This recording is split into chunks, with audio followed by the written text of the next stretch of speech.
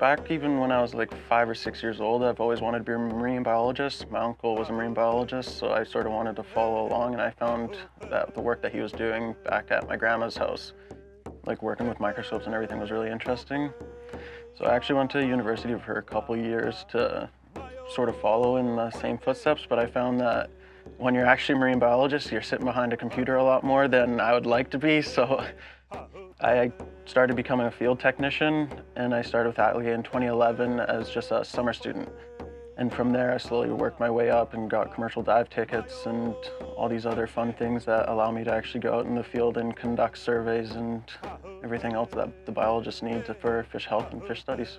Born and raised in Comox, so I've always been around the water, and I've always loved the water and the ocean and how vast it is. You just find so many interesting things. Like every day you can find something new with being out on the water, so it's pretty much that. Like, it's just lovely. Like, it's awesome to be around. Well, I started off in the commercial fishing industry with I first started on my grandfather's boat, and then eventually moved on to my dad's boat, and then fishing kind of started to go near the downward trend, I guess, in the late 90s, I guess. And so this job opportunity came up, and so I took it. And I'm still in the fishing industry, so I'm kind of helping out the fishermen more now.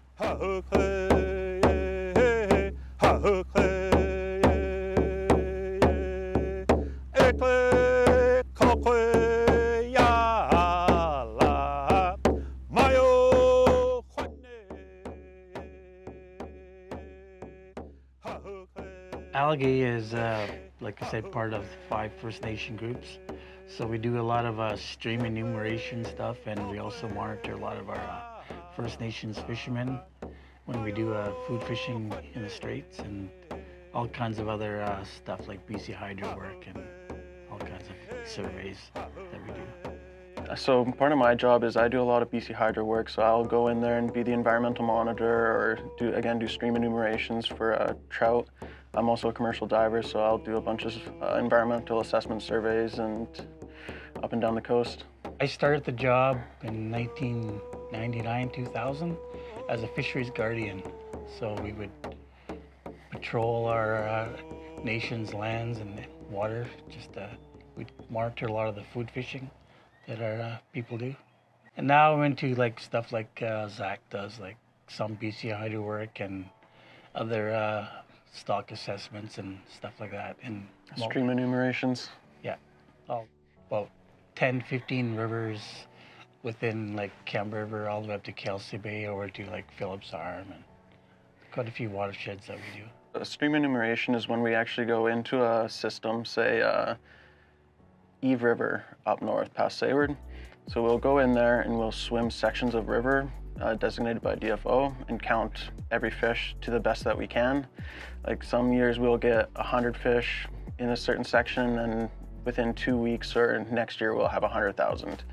So it's a good estimate, and we use those numbers to help calculate run sizes. But the stock assessments or the enumeration that Zach was saying, that's a big part of our work during the summertime, because like I said, like that's when fish return to all the systems. So we are doing like 10, 15 rivers within like Cam River, Kelsey Bay, even on the mainland, Phillips Arm. So we're all over the place, and then we do a lot of like other surveys, including clam surveys and all kinds. We're into almost everything.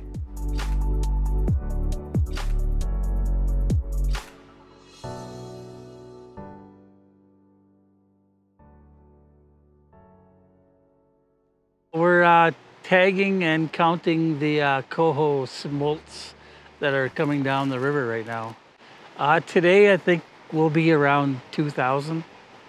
So we'll do half the fish, half the coho we'll coat it wire tag, and then the 10% of that we'll do the pit tags. Step one is opening up the is having the hole on the fence open. That stays open throughout the night.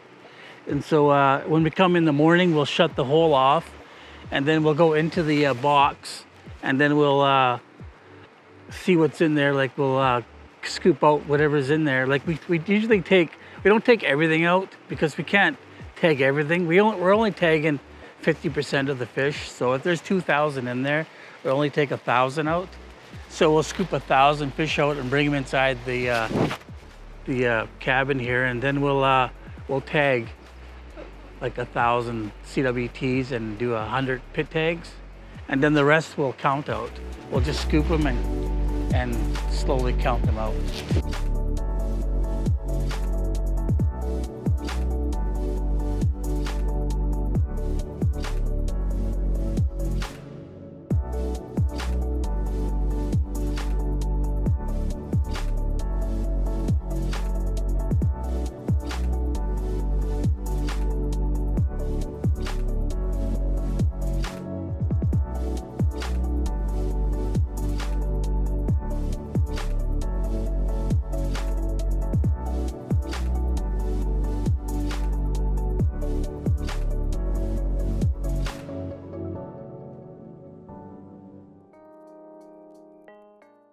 We're taking random measurements on the CWT, so every 10th fish we're taking a random length. And then on the pit tags, we're taking the length and weight.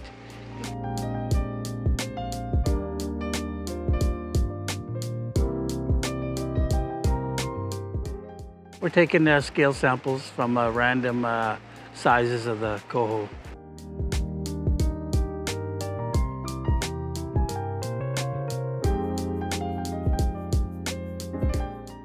Yeah, it's exciting. It's good to see all the fish coming out. Like this has turned out to be this is a really odd year because of the weather, and I guess everything seems to be late. Like at the beginning of the project, we were kind of wondering where the fish were because about a month ago was when we usually have a lot coming out, but we weren't seeing nothing. Like we're lucky to see 100 fish. We should have been seeing thousands, but it's just everything was like 2 weeks late.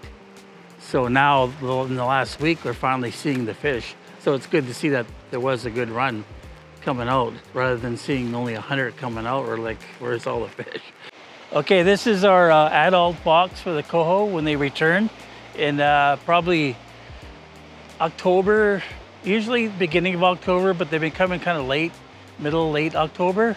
So the box is set up where there's an open chute on the other side, so the fish will come into the box, and then we'll close it off. And then usually we have about 2 or 3 guys standing on the ramp there, and we'll take every fish and we'll put a spaghetti tag through it, and we'll also clip it, and then we'll release it up the river. So we're tagging almost every fish that comes up. Try to tag every fish, and it's usually we get like sometimes we get like I think the most we've had was probably about 500 adults come up in a day. So it's an all-day process of doing the fish. And like I said, that box fills up with like, you get like 50 fish in there, 50 big coho in there, and try to handle them all day long. It's a lot of work, but it's fun. We're here every day. As soon as there's enough water for the fish to come up, we're here every day until the fish stop coming up. We want to track to see where they're going.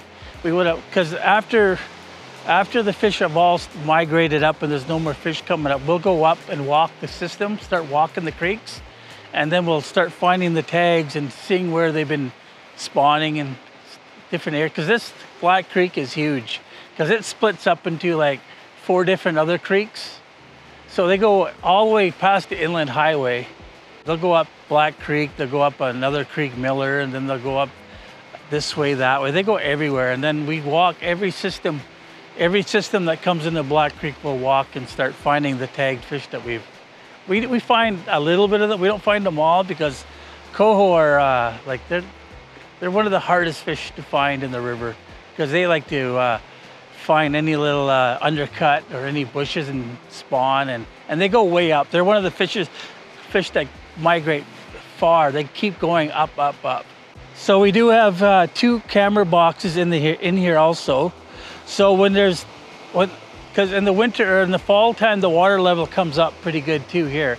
Sometimes it goes over. So just to keep the fish moving, we'll open up the boxes, but we still will keep track of how much fish is coming up. So there's 2 camera boxes with 2 tunnels. And so the fish will swim through the camera box, and we'll be recording it 24/7 also. So we'll know when everything's coming up. Even though there's nobody here, we'll open it up and we'll still be counting the fish when there's nobody here. Somebody at the end of the year will process all the video, sit in front of the computer and ask Zach about that. He does all that.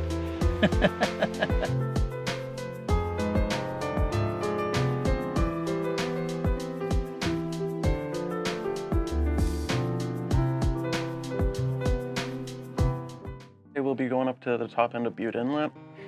At the beginning of the year, I sent out an email to all the local flight charters, helicopter, local fisheries guys, dive crews, to let us know if they see any, or observe any herring spawn. I sent them a nice little slide that this is what a herring spawn looks like. If you have any questions, let us know.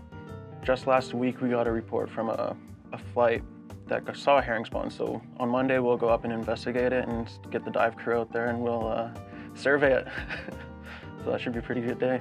When we survey a herring spawn, we're just seeing the size and how thick the spawn is. Because when herring spawn, they actually spawn on rock and on algae all over the water.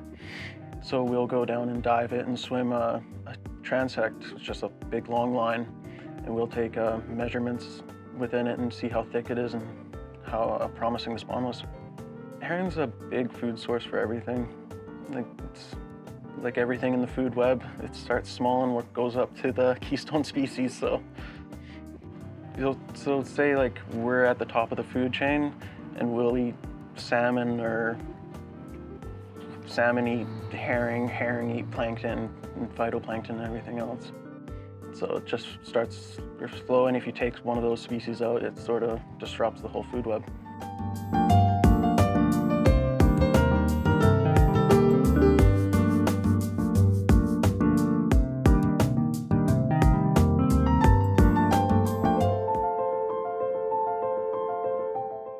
I'm always a big fan of the dive days because I actually get to go underwater and look at things and bring a GoPro and take video and pictures with me. So those are always pretty enjoyable days for me, at least.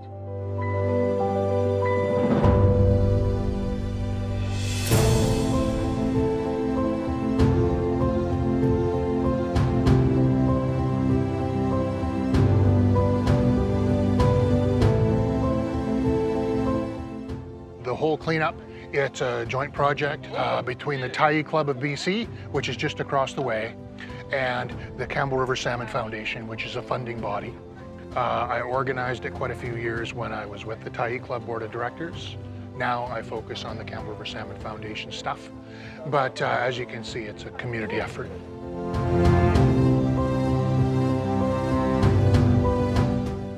I think this is the 7th time we've done it. It's gotten bigger and stronger.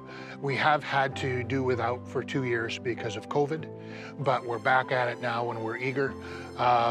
Primarily the Tyee Club of BC, Campbell River Salmon Foundation, and now it's evolved, community effort, bigger, stronger, faster.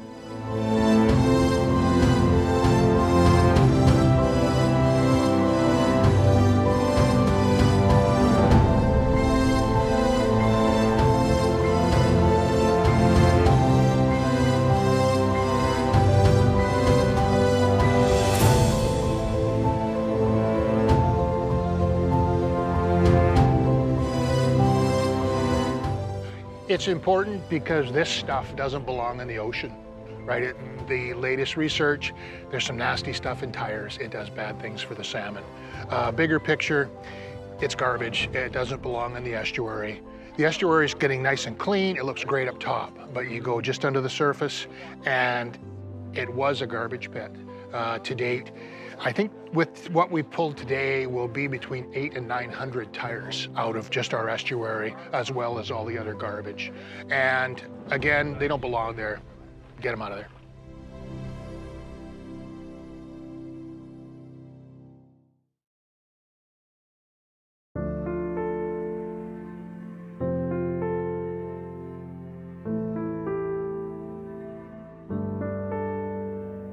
We monitor all the food fish that comes off.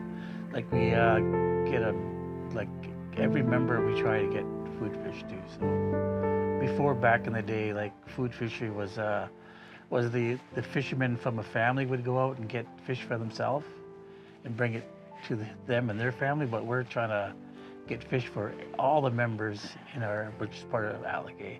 So which is a pretty big job and stressful. And you need those fish for it. Because, you know, we can only bring in so much, and to cover everybody is a pretty big task, because there is a lot of members in each nation, like Cape Mudge, Cam River, Comox, and like there's a few thousand members. To try to get fish to everybody it's a pretty tough thing when you only can bring in so much too, but there's not that much out there to bring in, and then you're trying to divide that to everybody, and then it gets stressful.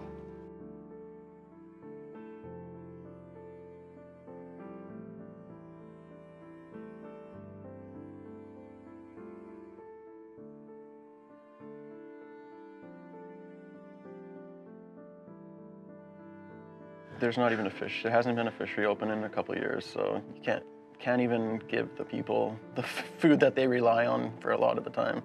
It's a major impact. Like, fish is a huge source of our culture, our people. It's a huge importance. So I'd say it's a pretty major impact.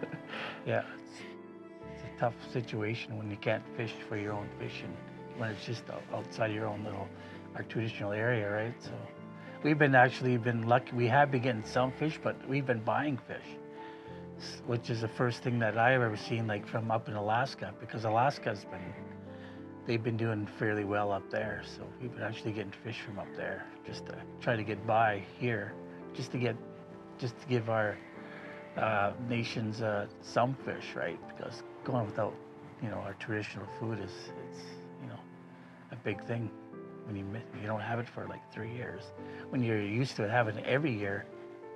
So it looks promising from, I guess, the fisheries management. I guess they're saying it is a decent run, so it looks promising for that. Hopefully it pans out, I guess, or hopefully it's what they say.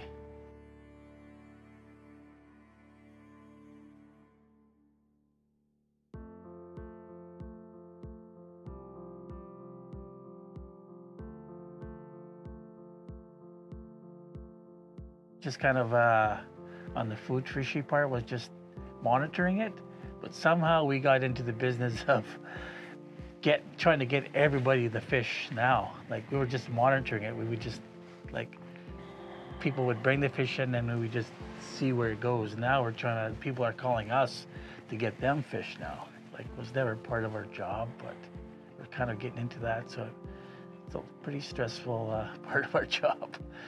Like you say, over the last few years, like, we haven't been bringing in anything, and people are calling to go food fishing. But we just can't, because there's nothing there, right? There's no fish out there, right? So that's probably one of the hard parts.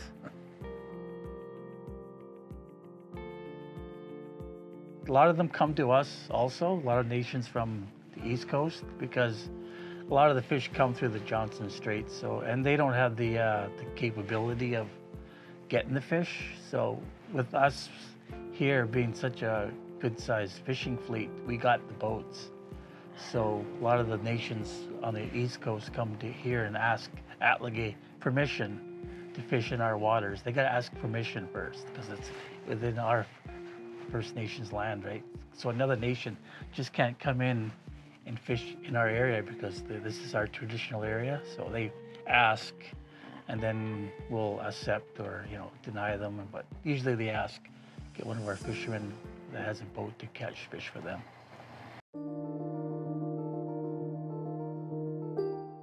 Each nation also have their own guardian watchman program, so they're doing the kind of the same stuff as us also. Like they're watching their own nation lands and doing their own surveys similar to us also. A-Tlegay started before all the other groups got going also. Like A-Tlegay, like I say, has been around for about 22 years.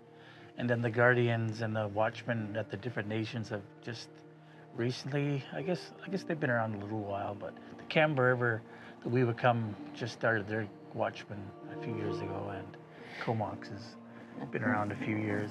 Yeah, 4 years or so now. And Tlowitzi's is another part of A-Tlegay. They just started a guardian watchman program too about a few years ago also.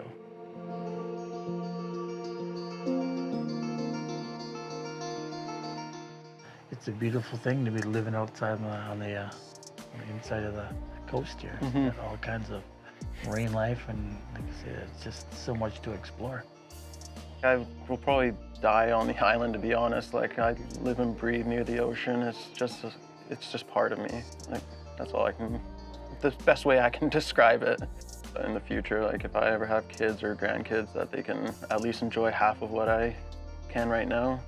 Like, it'd be pretty depressing if the entire fish population just depleted and you can't go and fish with a kid or fish with your grandpa or whatever like that. Because when I was a kid, I always fished with my grandpa just recreationally. And it was a huge bonding moment for us, and we did it until you're just too old and can't do it anymore, and I'd like to enjoy that with my kids or grandkids too.